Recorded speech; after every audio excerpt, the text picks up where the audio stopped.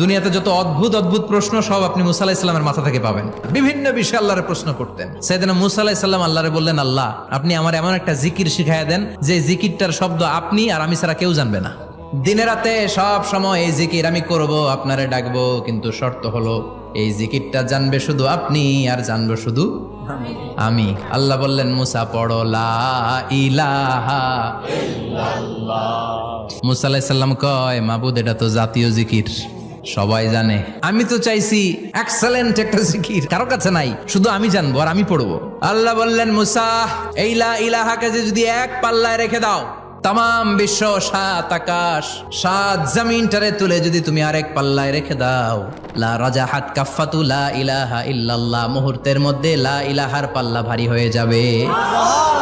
ও মুসা, তুমি যতই এক্সক্লুসিভ জিকির চাও, লা ইলাহার চেয়ে দামি জিকির আমার কাছে নাই।